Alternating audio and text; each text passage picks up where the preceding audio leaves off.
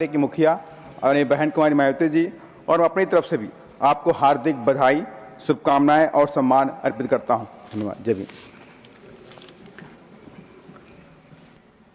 श्रीमान रामदास अताले जी।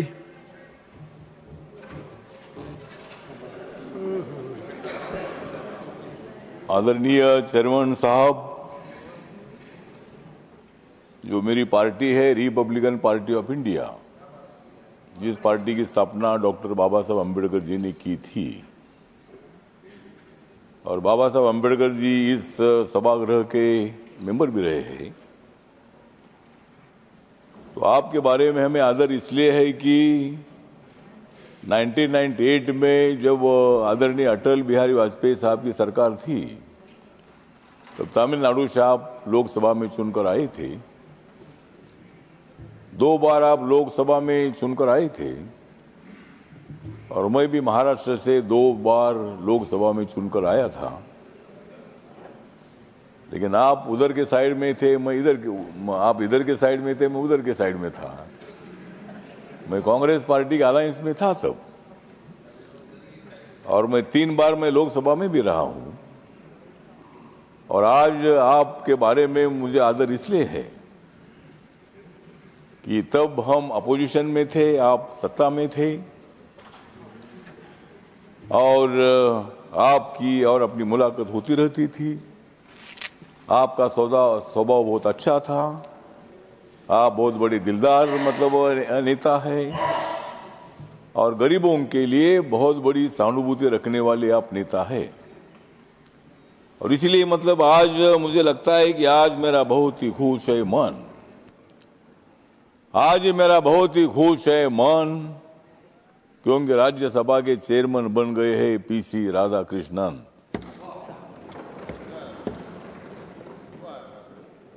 इस हाउस के लिए ये है अभिमान का क्षण, इस हाउस के लिए ये अभिमान का क्षण, और मुझे विश्वास है कि आप बहुत ही अच्छा चलाएंगे।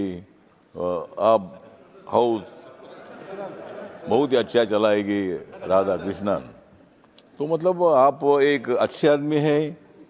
महाराष्ट्र में जब आप राज्यपाल थे, गवर्नर थे, अनेक बार मैंने आपकी भेंट ले ली थी, अनेक बार अनेक विषयों पर मैंने चर्चा की थी।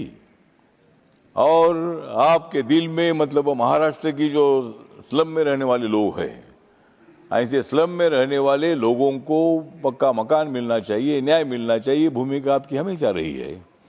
मुंबई को सुंदर बनाने के लिए एज ए गवर्नर आपने बहुत ही कदम उठाने का काम किया था, और मुंबई में बाबा साहब अम्बेडकर जी का एक बहुत ही बड़ा मेमोरियल बन रहा है, जहां बाबा साहब अम्बेडकर जी के स्टैचू की ऊंचाई 350 फीट की है।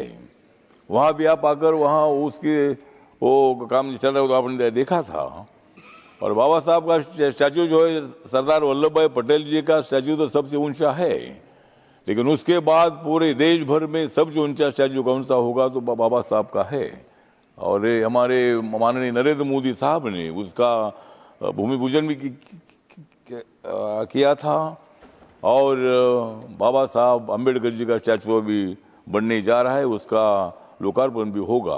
तो महाराष्ट्र के अनेक प्रश्नों को न्याय देने के लिए आपका बहुत ही बड़ा योगदान रहा है, और इसीलिए आप इस हाउस में आए हैं। और मुझे पूरा विश्वास है कि यहाँ आप जो हाउस चलाने के लिए, वैसा ये हाउस चलाना इतना ज्यादा कठिन नहीं है। लोकसभा में ज्यादा हंगामा होता है, लेकिन यहाँ हंगामा होता है लेकिन थोड़ा थोड़ा होता है, और इस हंगामे को रोकने की जिम्मेदारी आपके ऊपर है। हंगामा होना चाहिए, लेकिन हंगामा जाकर बाहर करो, इधर हंगामा क्या करना है? हंगामा करना ही है तो यहाँ मत आइए। अगर हंगामा करना है तो उधर ही बाहर रहिए, या अगर आना है तो यहाँ हंगामा नहीं होना चाहिए। होगा तो थोड़ा थोड़ा होना चाहिए, और 5-10 मिनट हंगामा करके यहाँ काम शुरू होना चाहिए। तो मेरा आपको निवेदन है कि सभी सदस्यों को, ये हमारे सभी मित्र सदस्य है, मल्लिकार्जुन खड़गे साहब के बारे में हमारे सबको आदर है। वो कांग्रेस पार्टी में जरूर है, लेकिन कांग्रेस पार्टी के साथ मेरी अच्छी दोस्ती भी रही है। आज मेरी दोस्ती उनके साथ नहीं है, मेरी दोस्ती नरेंद्र मोदी जी के साथ है। तो राजनीति में दोस्ती कभी होती है, लेकिन हम सब ने मिलकर लोकतंत्र को मजबूत अगर करना है। मुझे लगता है कि देश में खतरे में नहीं है लोकतंत्र, मुझे लगता है कि देश में खतरे में नहीं है लोकतंत्र। ये आपको देना होगा इन लोगों को मंत्र, मतलब ये मंत्र लोकतंत्र कभी खतरे में नहीं आ सकता है। बाबा साहब ने दिया हुआ या संविधान सभा ने, सेंट्रल हॉल में संविधान सभा ने मतलब ये संविधान बनाया, इतना संविधान बढ़ा है कि कुछ लोग बोलते हैं कि अध्यक्ष महोदय, चेयरमैन सर, कि इस देश का नेपाल होगा, इस देश का बांग्लादेश होगा, श्रीलंका होगा। मुझे लगता है कि भारत का श्रीलंका, नेपाल और बांग्लादेश नहीं होगा। हम चाहते हैं कि भाई श्रीलंका, नेपाल और बांग्लादेश का भारत होना चाहिए। मतलब उनको यहाँ कोई ऐसा नहीं हो सकता है, यहाँ ऐसा कोई आंदोलन नहीं हो सकता है। या बहुत आंदोलन हुए, खलिस्तान का आंदोलन हुआ है, किसानों का आंदोलन 1 साल भर चलता रहा। हमारा महाराष्ट्र में मराठवाड़ा विश्वविद्यालय को बाबा साहब का नाम देने के लिए 17 साल आंदोलन चला है। अनेक लोगों ने आंदोलन किया, सबको अधिकार है, लोकतंत्र में रैली निकालने का अधिकार है, मांग करने का अधिकार है। लेकिन यहाँ जब तक बाबा साहब ने दिया हुआ संविधान है, तब तक अपने देश में इसी तरह का अराजक नहीं तैयार हो सकता है।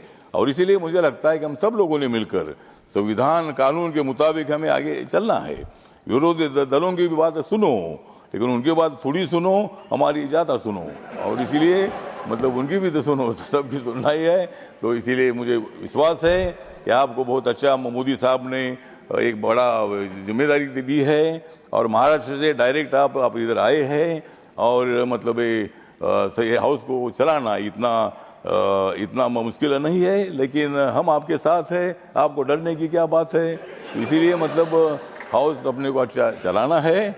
और हमारे मल्लिकार्जुन खड़गे साहब का भी कभी कभी सुनो, हाउस अगर अच्छा चलाना है तो अगर कुछ बोलना चाहते हैं तो उनका भी हम सुनने के लिए तैयार है। और हम सब लोगों ने मिलकर हाउस को अच्छा चलाना है, यही मेरी अपेक्षा है। आपका मैं धन्यवाद करता हूं।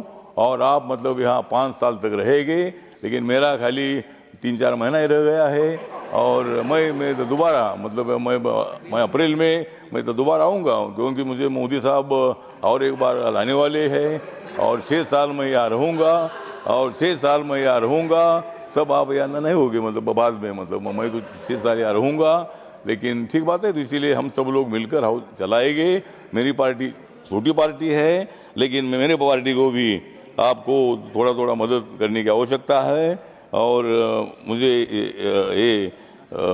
इसी तरह हम सब लोगों को मुझे विश्वास है कि आप हाउस का सम्मान अच्छा बढ़ाएंगे, लेकिन आपस में हमको नहीं लड़ाएंगे। मतलब हम सब लोग इधर शांति से काम करेंगे, इतना विश्वास करता हूँ। जय भीम, जय भारत, जय राज्यसभा।